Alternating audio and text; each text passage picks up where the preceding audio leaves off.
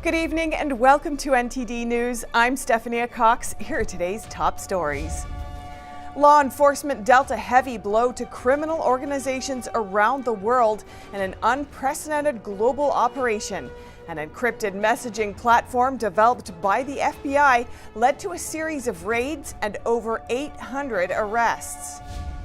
An anonymous buyer in Miami made real estate history using cryptocurrency to buy a $22 million penthouse. Experts say this sends a message to the industry. A new monthly government payment could be coming your way. Families with children could start receiving thousands of dollars in the form of tax credits starting in July. And a new law in Texas will protect vital systems from hostile entities overseas. Recent cyber attacks inspired the measure, and the governor says the law is the first of its kind nationwide.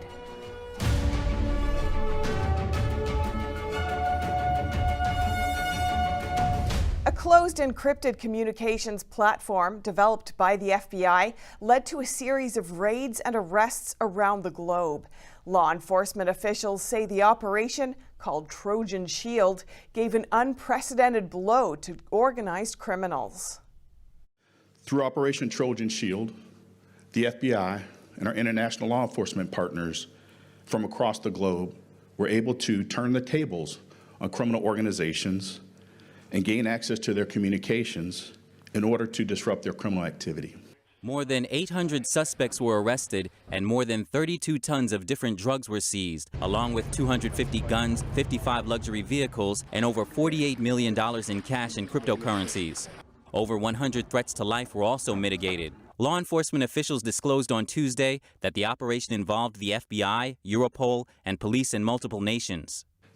This information led over the last week hundreds of law enforcement operations on a global scale, from New Zealand and Australia to Europe and the USA, with impressive results.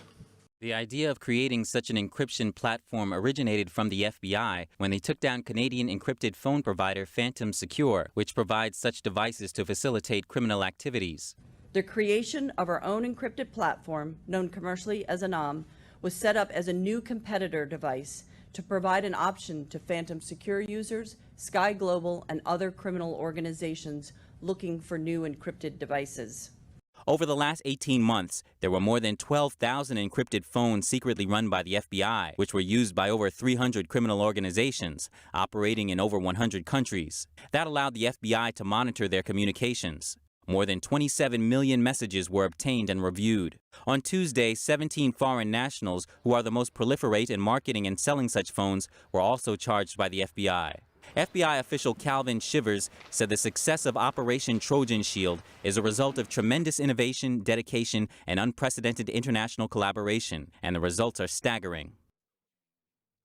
Colonial Pipeline says a single compromised password led to the shutdown of one of the country's most important pipelines last month. Its CEO told a government committee today that an old piece of technology wasn't using a security feature called multi-factor authentication. Hackers used this loophole to get into its system. NTD's Colin Frederickson has the details. Colonial Pipeline CEO Joseph Blunt defends his decision to pay ransom to hacker group DarkSide during Tuesday morning's Senate hearing. I believe with all my heart it was the right choice to make. Adding it was the hardest decision he's made in his 39 years in the energy industry. Blunt believes DarkSide exploited an old VPN system that wasn't intended to be in use, and multi-factor verification was a key topic. Prior to the attack, did your company require all employees to use multi-factor authentication? Ranking Member Porton, in the case of this particular legacy VPN, it did only have single-factor authentication. It was a complicated password, so I want to be clear on that. It was not a Colonial 123 type password. Multi-factor authentication means you must provide more than one piece of evidence to gain access to a system. For example, in addition to a password, you may have to enter a code texted to your phone. They're a really good security precaution because it isolates who's logging in down to a user who has possession of a particular device or asset. This comes after the DOJ seized nearly 64 bitcoins from DarkSide, valued at $2.3 million. This is out of 75 bitcoins Colonial paid in May. We will continue to use all of our tools and all of our resources to increase the cost and the consequences of ransomware attacks and other cyber-enabled attacks. The FBI generally discourages paying ransom because it could incentivize more attacks. The DOJ says companies should quickly come to law enforcement when attacked, saying that they may conduct similar seizures in the future. Colin Fredrickson, NTD News. Cryptocurrency is supposed to be a secure method of transferring money, but the DOJ says they were able to recover part of the ransom money paid to hackers by tracking digital footprints. NTD's David Lamb brings us more on cryptocurrency and cybersecurity. On Monday, the Department of Justice announced that they recovered 63.7 bitcoins valued at $2.3 million. The currency was recovered from a group known as DarkSide. The FBI stated that they identified a virtual currency wallet that the DarkSide actors used to collect a payment from a victim. A cybersecurity expert tells NTD this shouldn't impact the effectiveness of cryptocurrency. From a security perspective, I think the cryptocurrency technology did what it was supposed to do. He says the transactions are still secure.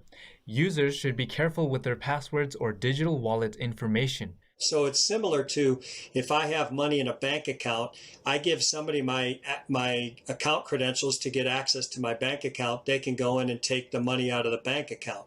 He says most cyber criminals may try to steal the sensitive information on people's devices as it's more effective than mining it. If you think about crypto mining, for example, that takes a lot of resources. It takes a lot of time and effort. Clay says remaining vigilant is one of the best guards against theft. First and foremost is probably educate their employees on phishing attacks, because phishing is still one of the most successful ways of accessing an organization's network initially. Clay recommends implementing things like two-factor authentication and patching and securing your devices. David Lamb, NTD News, California. But many have the risk appetite for crypto, and many of them live in Miami, the world's crypto capital, according to its mayor. And one anonymous buyer there made real estate history using crypto to buy a $22 million penthouse. That's the most expensive condo ever sold via crypto in the U.S. NTD's Evelyn Lee with what this could mean for the real estate industry. This penthouse was just sold for a whopping $22.5 million in the Surfside neighborhood of Miami Beach. And the new owner paid for it in cryptocurrency. That sets a record for the biggest known all-crypto condo purchase ever. And Alex Sapir, one of the developers of the Arte condo building, says this kind of transaction will be part of the new normal in the future. It was really exciting. Exciting for many levels. And what does that price get you in Miami? The buyer now has access to outdoor and indoor swimming pools, a sauna, gym, children's playroom, temperature-controlled parking spaces, and something they call a beachfront meditation pond. But its standout feature is a 3,000 square foot large terrace with oceanfront views. The buyer remains anonymous, and the particular cryptocurrency used hasn't been revealed. But the developers of the property, Alex Sapir and Giovanni Fasciano, say the industry is on the cusp of a radical shift. There's a great deal of wealth that's been created over the last years. And, you know, that generation that's made this wealth wants to be able to use that crypto. The Arte deal was closed in record time. It took less than 10 days from close to finish. According to Forbes, this deal sends a loud message to the real estate industry.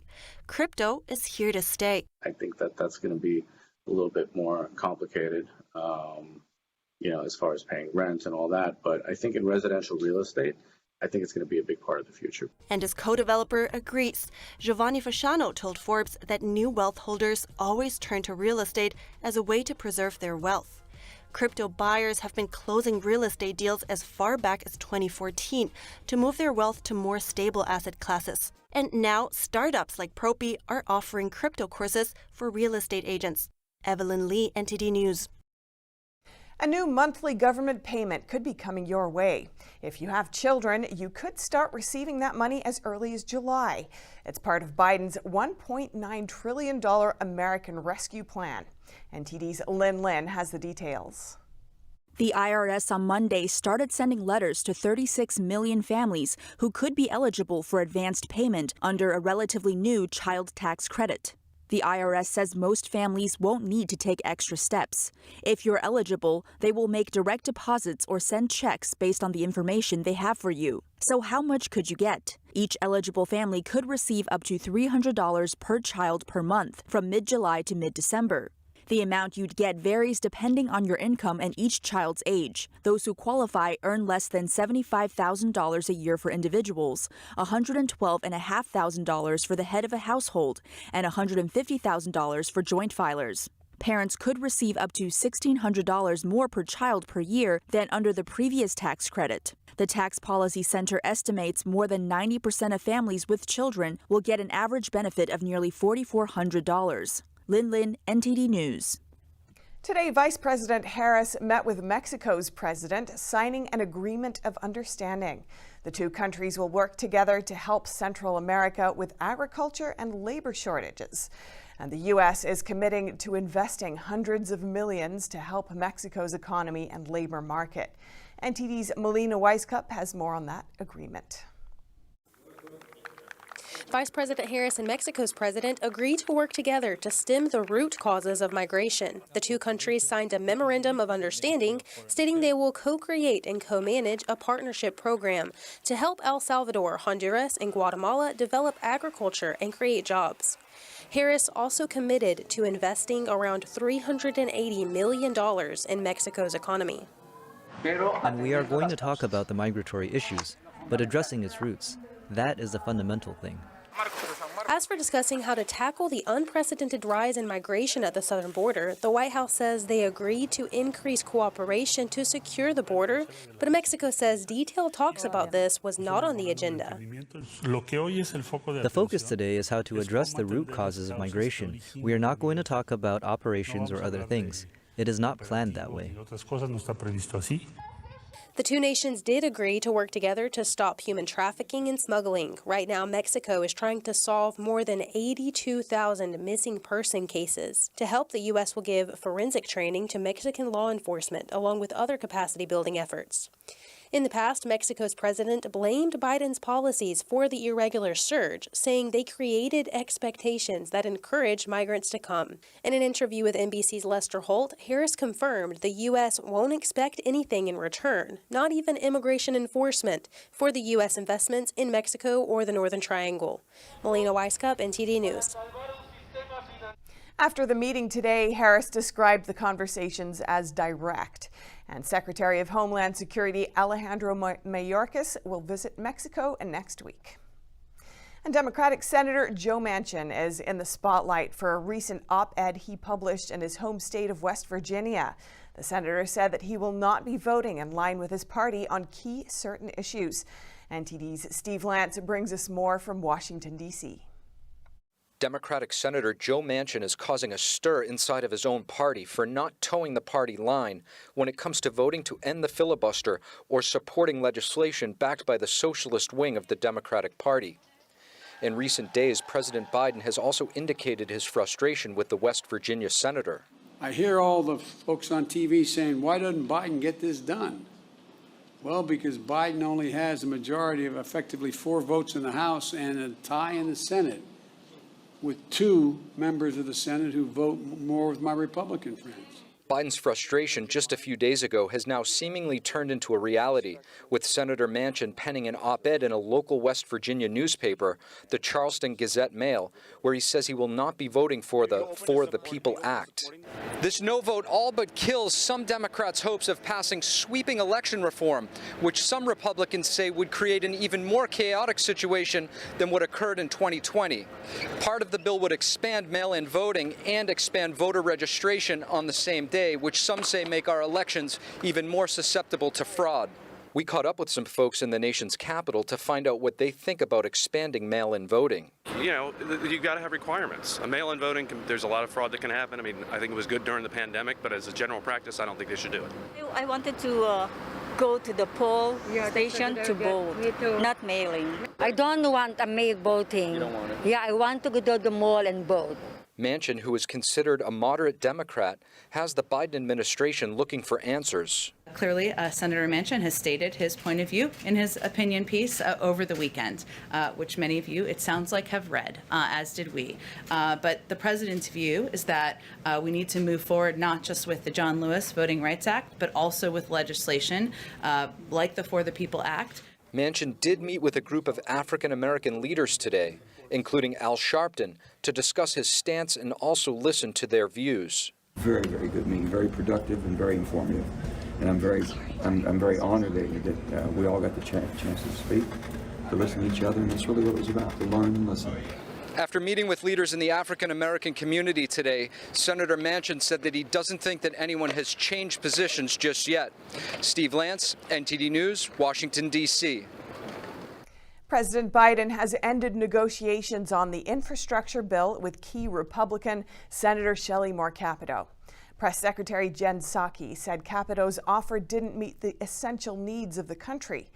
Now Biden will look to a group of bipartisan senators led by Senator Mitt Romney, who will propose their own versions of the infrastructure bill. Psaki said Biden has spoken to Democratic Senators Sinema and Manchin and Republican Senator Cassidy, and he will reportedly keep in touch while he's in Europe for the G7 summit in a few days. And 2 states will be automatically sending out mail-in ballots to all registered voters in future elections. Nevada and Vermont are now the country's 2 newest permanent mail-in voting states. NTD's Allison Lee has the details. Vermont Governor Phil Scott signed a bill into law on Monday requiring his state to automatically send out mail-in ballots to all active registered voters in all general elections. The new law also allows voters to cure a defective mail-in ballot by Election Day. The governor applauds the bill, saying voting should be made easy and accessible, but he believes the bill isn't enough. He wants state lawmakers to also apply permanent mail-in voting to all local, primary, and school budget elections. At the same time, Scott also wants to allow non-citizens across the state to vote in local elections. He vetoed 2 bills last week, which would allow non-citizens in 2 cities to vote in local elections, saying they aren't enough. Meanwhile, Nevada Governor Steve Sisolak signed a similar bill into law in his state last Wednesday. The state will also be automatically mailing out ballots to all registered voters.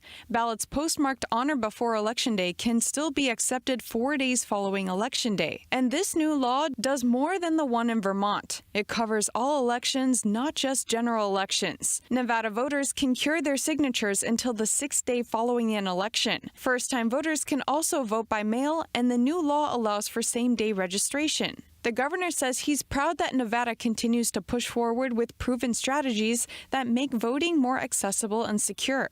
Nevada and Vermont are joining 5 other states in having a permanent vote-by-mail system. Washington State, Oregon, Colorado, Utah, and Hawaii are also doing the same. Allison Lee, NTD News.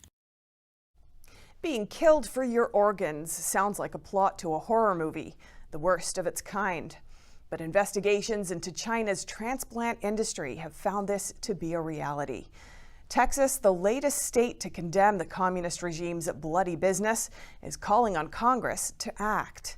NTD's Miguel Moreno has that story. The resolution passed with just about full support in both the Texas House and Senate.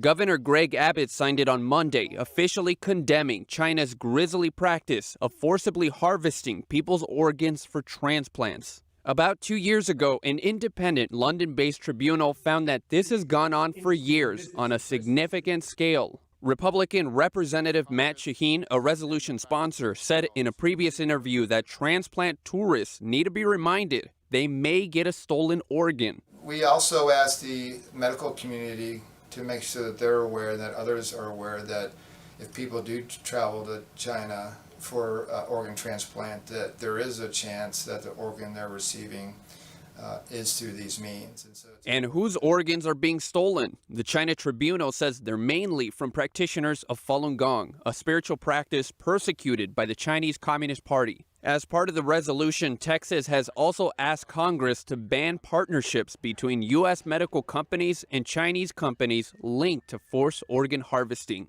Miguel Moreno, NTD News. Texas is protecting its critical infrastructure from hostile foreign actors. Recent cyber attacks and coordinated strikes on several Texas cities inspired the bill. NTD's Kevin Hogan has the details. Entities associated with these countries. On Monday, Texas Governor Greg Abbott signed the Lone Star Infrastructure Protection Act. One of the bill's authors said it sends a clear message that the state will not allow hostile entities to access key systems in the state. This law will ban countries like China, North Korea, Russia, and Iran from accessing our critical infrastructure. Recent attacks inspired the bill. Those include the cyber attacks on Colonial Pipeline and the JBS meat plant, as well as suspected Chinese attacks on India's power grid and coordinated attacks on operations in nearly 24 Texas cities. Abbott says to his knowledge, it's the first law of its kind in any of the 50 states. We will not allow these nations to compromise our infrastructure like the power grid, water treatment plants, communication systems, or cyber networks. State Senator Donna Campbell co-authored the bill. She says not only is it important to learn from the previous attacks, but to address them. Campbell says it's important to prevent hostile nations from connecting physically or remotely to critical infrastructure systems. Specifically, the law stops government entities from engaging in contracts with companies that are either headquartered in those hostile foreign countries or owned by their citizens. The state legislature will vote, and if 2/3 of lawmakers in both houses say yes, it takes effect immediately. If not, it will go into effect at the beginning of September. Kevin Hogan, NTD News. The Mid-Atlantic Air Museum held its 30th annual World War II weekend event.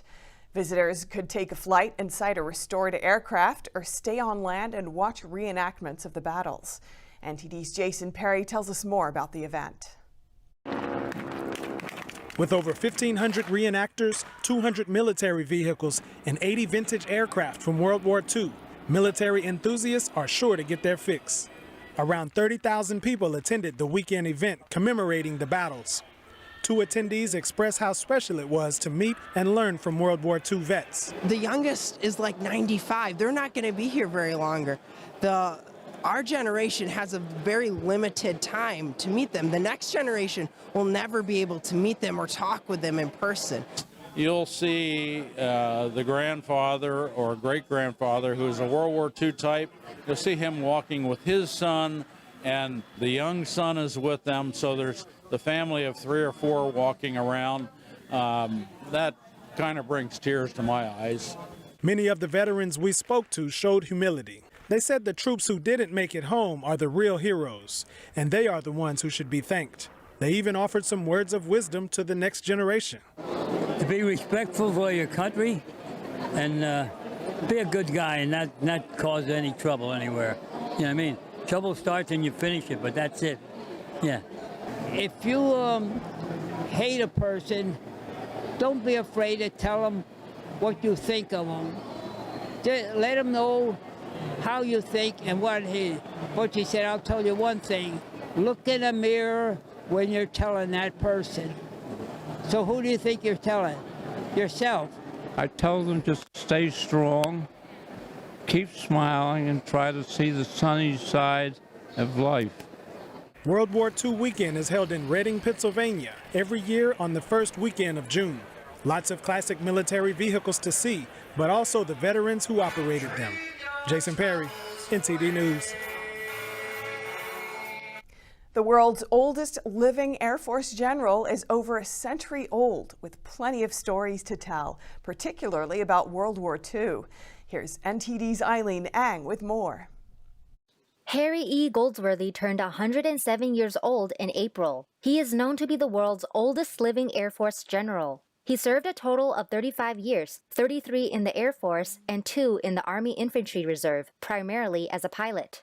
I like to fly. I wanted to fly, and I love flying, and I got to fly a lot of different airplanes, and I've enjoyed that. But I enjoyed the camaraderie of the military. I enjoyed the pomp and ceremony. Goldsworthy was born in 1914 in Spokane, Washington. He went to flight training and graduated as second lieutenant in the Air Corps in 1940. At his last station in the Philippines during World War II, the Army called and said they were held up on a river in Luzon, so they had a fight. There was a lot of small arms fire, and when my airplane got damaged, and we had a parachute for the airplane, from the airplane, the crew and me, and we were picked up by Filipino scouts working for members of the Philippine Army, and taken through the jungle to safety. That was one experience that I recall. He also had an opportunity to talk to Chiang Kai-shek in Taiwan and vividly recalls it. He was very interested in some of the airplanes we were designing and building. And I had a very pleasant conversation. And the thing I remember is he did not like air conditioning. And so I was in a full military uniform, and it was very hot. And he was in his uniform with a high collar and looked as cool as could be. He has flown supersonic jets and even set up missile sites for the Minuteman program, the first intercontinental ballistic missile wing. People weren't confident that we could get it done, and we did it ahead of schedule, and it was a very satisfying project for me. I had the Corps of Engineers, 3 or 4 different contractors that I had to coordinate with, and that was a most successful program. That promoted him to a 1-star and toured the Pentagon 3 times. When he retired from the military, he helped his brother run a wheat farm. Now his 4 grandchildren and 3 great-grandchildren keep him company. Goldsworthy encourages younger generations to love the country and to have faith it will stay strong. Eileen Ang, NTD News, California. Brooklyn's Film Festival is on again. NTD's Arian Pazdar speaks with the organizers about the cultural event, which is now in its 24th year. For the entire week, fans can enjoy the international movie experience in person here at the Windmill Studios. Now, this year's theme is called The Clearing. It conveys a sense of optimism people have now that the city is finally awakening from a 2-year hibernation. Do we need anything besides bread? Maybe some avocados, but only if they're ripe.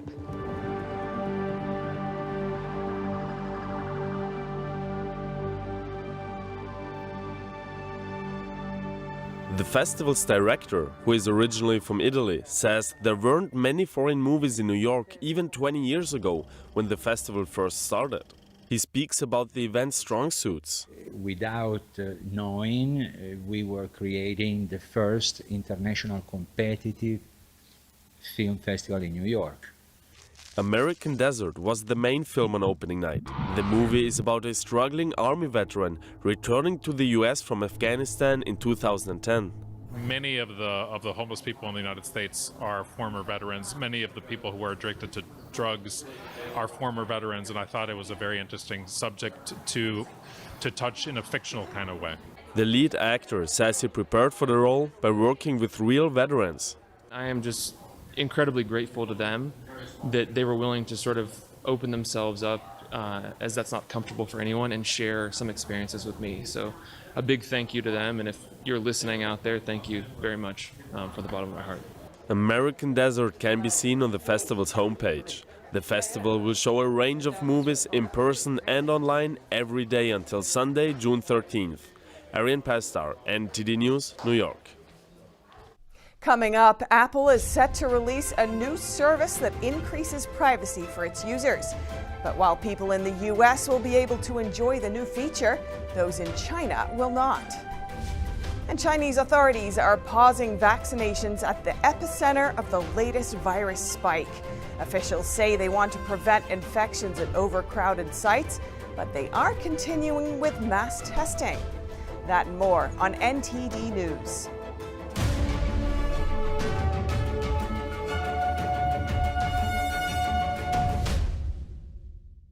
Hello, I'm Mike Lindell, inventor of MyPillow. Thanks to your support, you've helped make MyPillow become one of the fastest growing companies in America.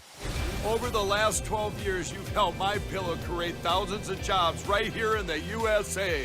When I got MyPillow, I'm asleep almost immediately. I stay asleep at night and I wake up more well-rested in the morning. That's why I invented MyPillow. My patented fill adjusts to your exact individual needs and helps keep your neck supported and aligned. I'm interrupting this commercial right now. Retailers have canceled MyPillow, and to thank you for your support, I'm gonna pass the savings directly on to you. For example, you get my 6-piece towel sets, regular $109.99, now only $44.98, or MyPillow dog beds for as low as $19.99 with your promo code. For the best night's sleep in the whole wide world, visit MyPillow.com. It's just clear as day. The media, whether it's broadcast, cable, or print media, has become extremely biased. And I started looking online for alternative ways to get information. And I saw an ad for a free trial. And I looked at it and I said, Epoch Times. I mean, come on, this is end of days type of stuff. I mean, what are they going to be talking about here? And I said, well, it's a free trial. Let me dig in. Is it giving me both sides? Is it giving me an objective point of view here? I have looked for opportunities to see where they might be biased, and I don't find it. It has given me a level of trust in media that I didn't think I'd ever get back. I love the Epoch Times because it has renewed my faith in the idea that a reliable, responsible, non-biased source of information is available. And I can say that I love it because of that.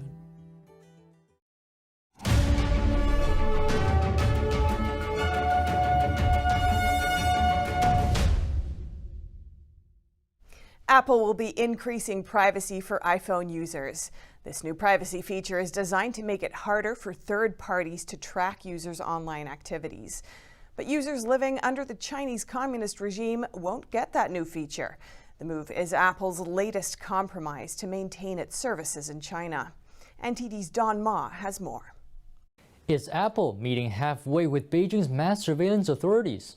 The company is set to release a new privacy feature called Private Relay to iCloud Plus service subscribers, but not to those inside China.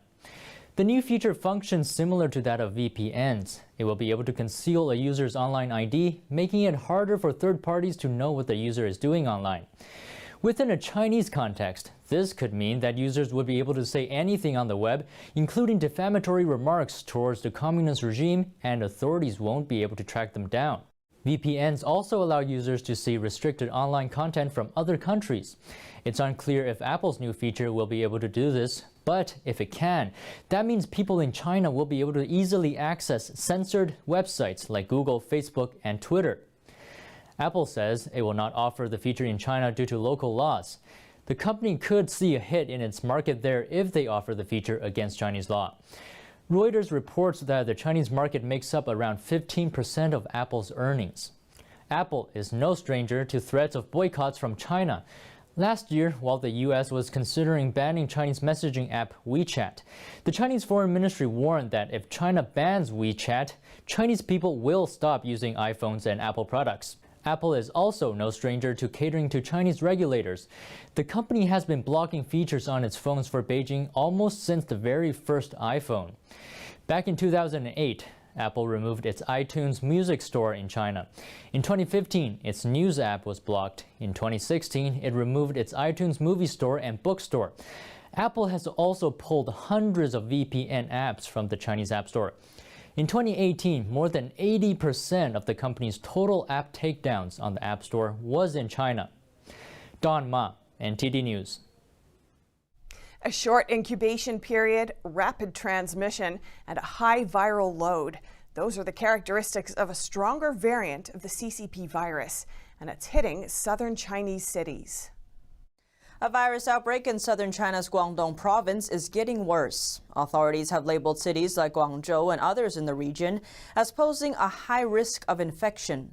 A strain of the CCP virus, known as the Chinese Communist Party virus or COVID-19, commonly found in India, is behind the new infections.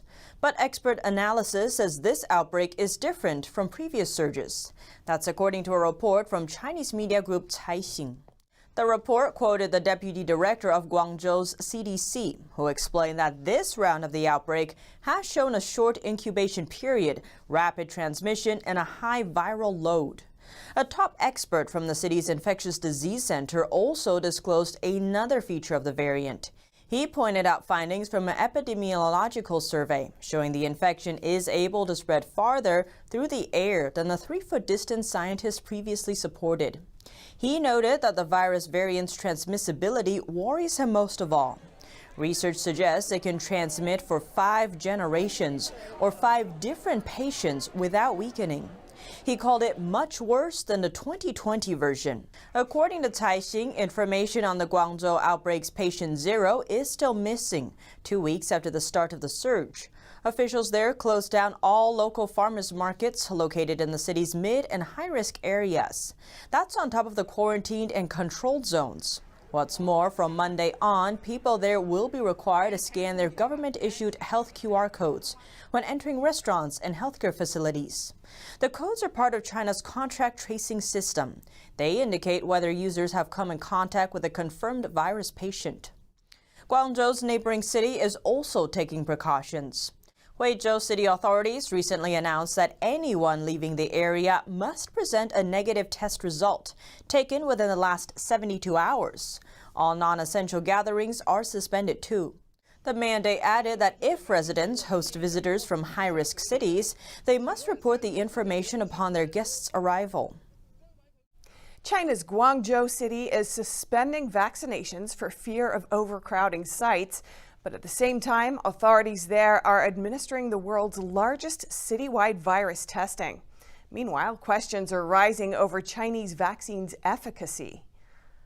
Chinese Communist Party or CCP officials in China's latest virus epicenter, Guangzhou, are suspending CCP virus vaccinations. But why? Local authorities said last week that they will shift their focus from vaccinations to virus testing. They say the change aims to reduce infections at overcrowded vaccination sites. But local media reports that the city administered over 18 million virus tests in less than 2 weeks, leading people to overcrowding testing sites. The abrupt change in vaccine distribution is sparking online discussions in China.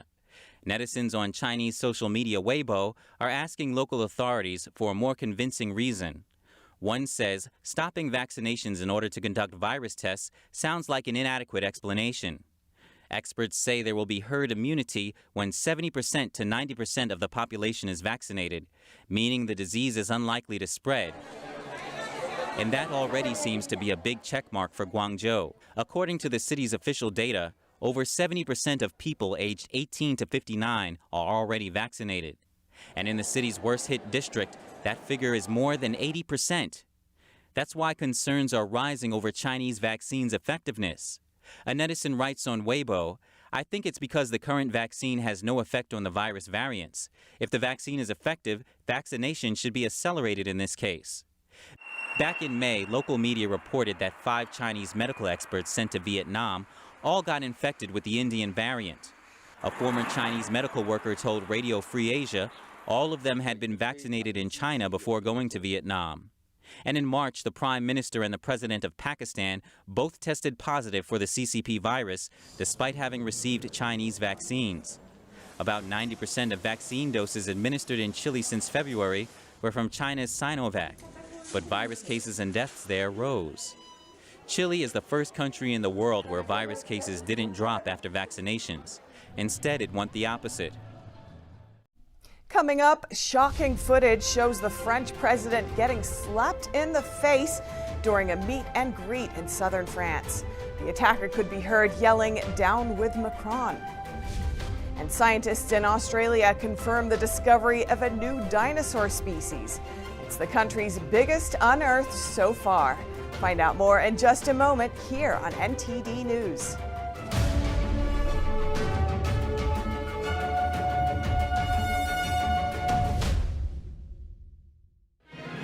Every once in a while, something comes along, so masterful, it leaves you in awe. So inspiring, it changes your life. So beautiful, you wish it would never end. When that happens, it's something not to be missed. Shen Yun, coming to the Palace Theater, June 26th and 27th. Tickets at shenyun.com/Stamford.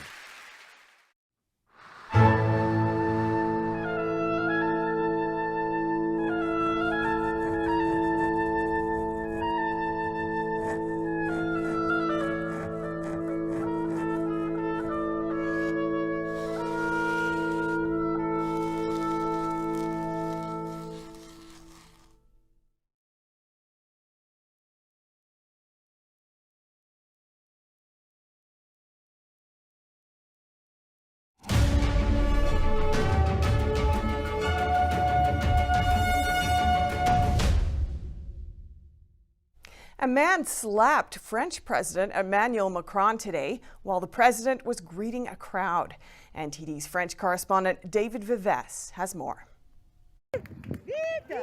President Emmanuel Macron visited a small town in southern France on Tuesday.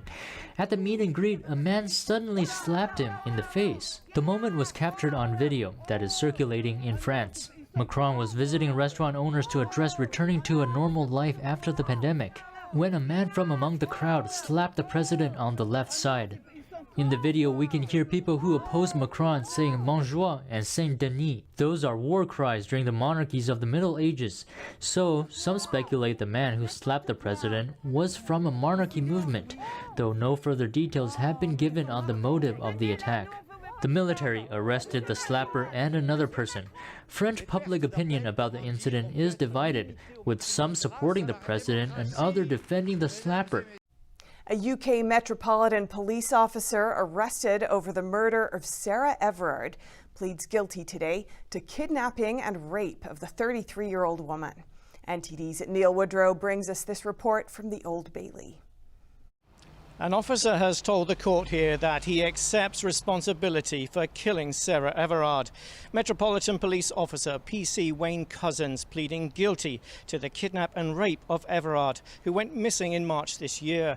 Cousins was not asked to enter a plea to her murder. He answered guilty, sir, when asked for his plea to the first two charges, admitting kidnap unlawfully and by force or fraud. Everard went missing as she walked home from a friend's house in Clapham, South London on March 3rd. She was reported missing by her boyfriend the next day. Her body was found hidden in an area of woodland in Ashford, Kent, 6 days later. Cousins appearing at the Old Bailey on Tuesday by video link from Belmarsh Jail. Members of Everard's family sat in court to witness the defendant enter his pleas. The court heard that Cousins admitted responsibility for the killing of Everard, but they are awaiting medical reports. A further hearing before Lord Justice Fulford is due to take place on July 9th. Neil Woodrow, NTD News, Old Bailey, London. UK lawmakers are debating what to do with statues a year after Black Lives Matter protesters pulled down or defaced images of historical British figures. Exactly 1 year after the 17th century merchant Edward Colston's statue in Bristol was thrown into the river, MPs debate preserving heritage and statues in cities.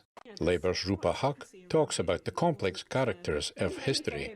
She says statues might seem to belong to the past, but it's necessary to keep them. And I would say don't remove these statues, but contextualise them. They're not for everyone, but do keep them because they are a part of history and, you know, they need to be put in proper context. Culture Minister Caroline Dynudge says history shapes who we are and what we value. The best approach is to retain and explain statues to give their full story to the public. And memorials don't just have historical significance. They're not just pieces of stone or marble. They're also sometimes very deeply symbolic, culturally or emotionally, sometimes to those who have died, and hold a huge importance to those that visit them.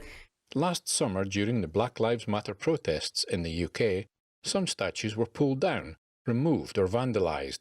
Protesters defaced the statue of Winston Churchill in London's Parliament Square, taping a Black Lives Matter sign to it and spraying it with graffiti. A statue of Queen Victoria in Leeds was sprayed with graffiti including the words murderer and slave owner. Conservation groups in San Francisco are calling attention to issues affecting the local whale population. They're asking leaders to take action. NTD's Jason Blair has more. Today on World Ocean Day, several conservation groups and spectators gathered in San Francisco at Chryssyfield Beach. Again, welcome everyone to our Wake for the Whales. Today on World Oceans Day, we gather to remember the 12 whales and probably countless more that have lost their lives. So far this year, 12 whales have washed up on shores in the Bay Area. This event wants to raise awareness and call for regulations to help protect Earth's largest mammals. Humans with commercial whaling drove whales almost to extinction. They've been slowly coming back, but we can do more to peacefully coexist with them. Jones says there are 3 specific threats that the groups would like to see addressed. Those are entanglement in fishing gear, ship strikes, and climate change. We've been working on this for years. After 2014, there was a steep rise in the number of whale entanglements that we're seeing off our coast. California coasts are a special area known to have year-round whale spotting. The conservation groups want to protect these whale populations. Any time of the year you can see great whales off our coast here. It's very unusual. It's only in California really that you can see whales year-round. Attendees were also able to sign a federal petition asking for mandatory speed limits for water vessels to help protect the whales. Jason Blair, NTD News, San Francisco. Following a journey 17 years in the making, scientists are excited to announce the discovery of a new Dinosaur species in Australia. More than a decade after cattle farmers first uncovered bones from a swath of dinosaurs' remains, scientists in Australia have confirmed the discovery of a new dinosaur species. Today we announced the discovery and scientific publication of a new species of dinosaur to Australia. In fact, it's Australia's largest dinosaur, Australotitan cooperensis. Now, Australotitan means southern titan, and cooperensis means from the Cooper Creek of Queensland in southwest Queensland, and this is where this gigantic dinosaur was discovered.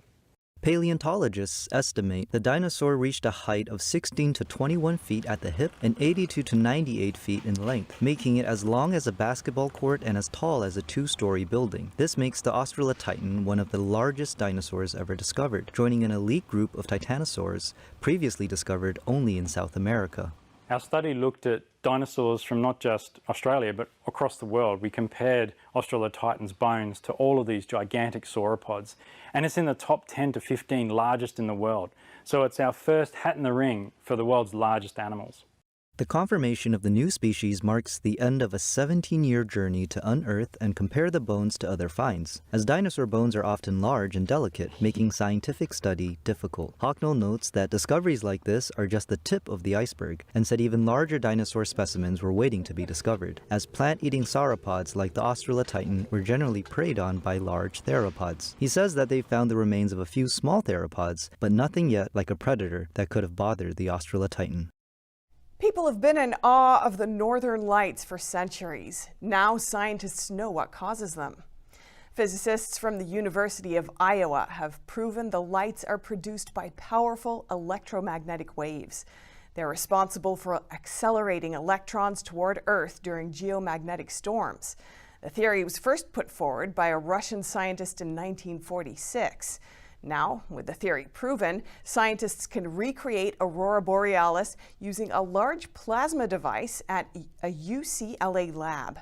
Scientists now want to tackle predicting how strong a particular geomagnetic storm will be. And that's all for today's news. Thanks for tuning in. I'm Stephanie Cox.